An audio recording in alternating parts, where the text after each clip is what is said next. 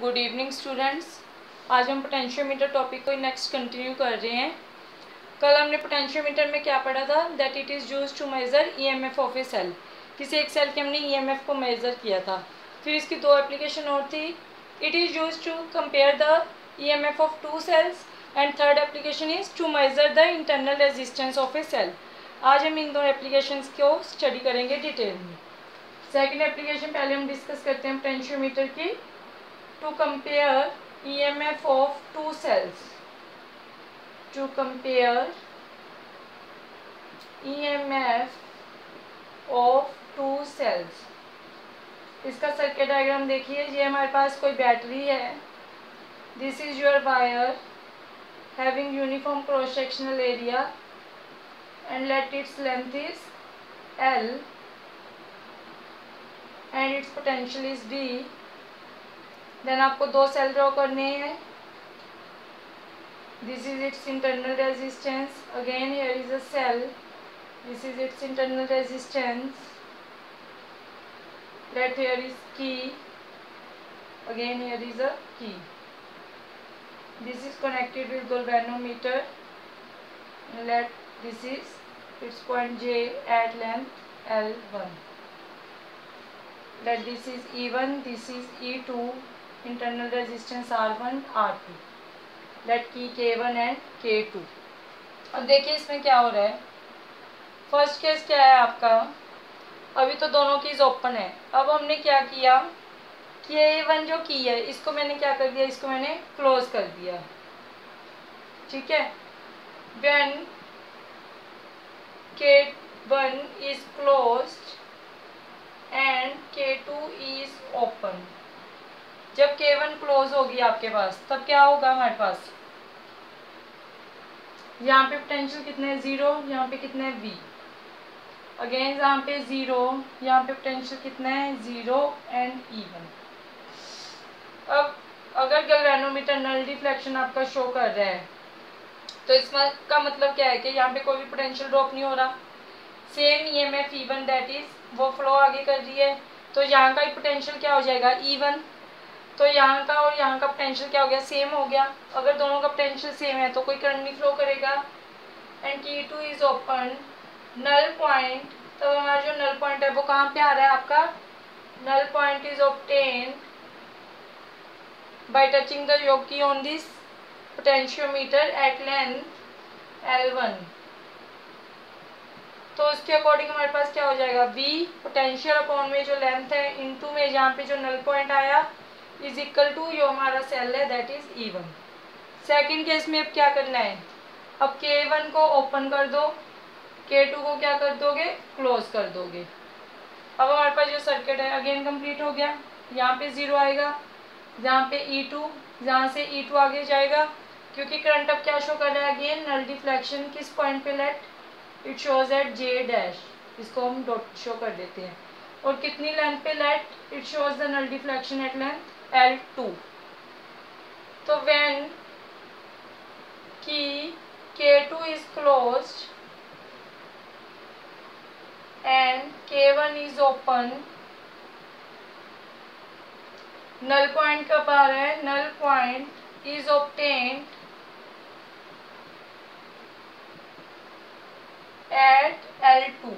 मान लो L2 length पे अब null point आ रहा है आपका, तो V upon L into L2 is equal to क्या हो जाएगा, E2 divide 1 and 2 we get, divide 1 by 2 we get क्या आ जाएगा, V upon L into L1 is equal to E1 upon V upon L into L2 is equal to E2। V upon L से V upon L cancel, L1 upon L2 क्या आ गया हमारे पास, E1 upon E2। अब अगर एक EMF given है then we can calculate another EMF. It is also used to calculate the EMF of a cell. Note it. Next क्या है हमारे पास, third application, to determine internal resistance of a cell. कि ये हमारे पास किस चीज़ के काम आ रहा है, इंटरनल रेजिस्टेंस मेजर करने के लिए, इंटरनल रेजिस्टेंस डिटरमाइन करने के लिए। तो उसको देखिए, थर्ड पॉइंट क्या है हमारे पास, to determine internal resistance of a cell। अब इसका सर्किट डायग्राम भी अगेन सेम है, आपके पास बैटरी है, बैटरी के साथ एमीटर और रियोस्टेट होता है। रियोस्टेट क्या है हमारे पास एक वेरिएबल रेजिस्टेंस, ठीक है। देन हमारे पास क्या होता है, यहाँ पे अगेन आपकी यूनिफॉर्म क्रॉस सेक्शनल एरिया, एक वायर है कुछ metre long, few metres long, let its length is again L, this is your battery, again here is a cell whose internal resistance is to be calculated. Next, here is an external resistance, let it is capital R, and here is a key,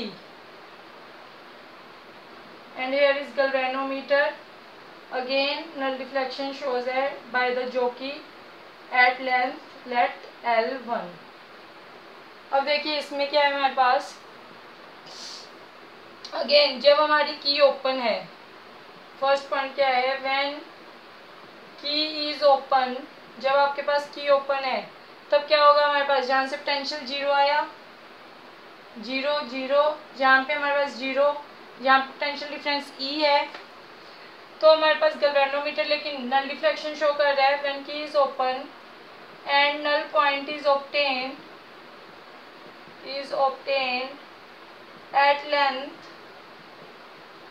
L1, जब length L1 पे हमारा null point है, क्यों, क्योंकि यहाँ से current कितना flow कर रहा है, जीरो, इस सर्किट से। अगर करंट जीरो है तो यहाँ पे कोई वोल्टेज ड्रॉप नहीं होगा, ई का ई हमारे पास आगे चला जाएगा, ई जहाँ पे पहुँचेगा, ई जहाँ पे, तो दोनों का पोटेंशियल डिफरेंस क्या हो गया, सेम है, तो हमारे पास क्या आ जाएगा यहाँ पे V/L into L1 is equal to E.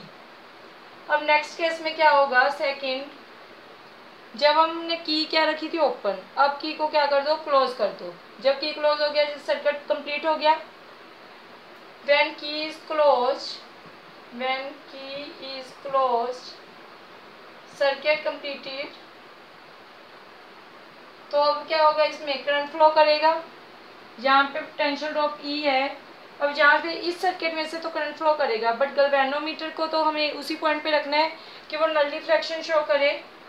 Let now it shows null deflection at L2. This length is L2. अब यहाँ पे अगर करंट फ्लो कर रहा है तो यहाँ पे पोटेंशियल ड्रॉप होगा, तो जो यहाँ पे पोटेंशियल ड्रॉप होगा या जहाँ पे जो टर्मिनल वोल्टेज होगी वो क्या हो जाएगी, ई तो टोटल आ रहा था, माइनस में जो पोटेंशियल ड्रॉप हुआ, ई माइनस आई आर हमारा आगे चला जाएगा यहाँ से करंट, ठीक है। तो आई इज इक्वल टू क्या हो जाएगा, E/R प्लस आर, क्योंकि करंट सेम फ्लो करेगा यहाँ से, ये दोनों रेजिस्टेंस क्या हमारे सीरीज में।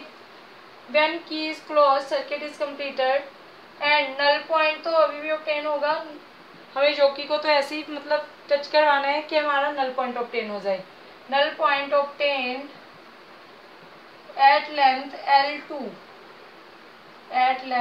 L2, बट अब क्या है, V/L into L2 is equal to, जहाँ पे जो पोटेंशियल ड्रॉप हुआ, टर्मिनल वोल्टेज कितनी है, E माइनस आई आर, और V/L into L2 is equal to E minus I की जगह पे E/R plus R into R, E common, R plus R minus R upon R plus R, V/L into L2, R से R cancel, divide 1/2, 1 divide by 2, we get, क्या आ गया हमारे पास, V/L into L1 E upon V/L into L2 E R plus R हमारा ऊपर चला जाएगा, ई से ही कैंसल, V/L से V/L कैंसल, तो क्या बन जाएगा यहाँ से हमारे पास L1/L2 is equal to R/R means 1 plus R/R, और L1/L2 minus 1 is equal to R/R, और हमारे पास क्या आ जाएगा यहाँ से, R इधर ले आओ, इंटरनल रेजिस्टेंस कैलकुलेट करना है, L1/L2 minus 1 is equal to R। This is a method to find the internal resistance of a cell. Thank you.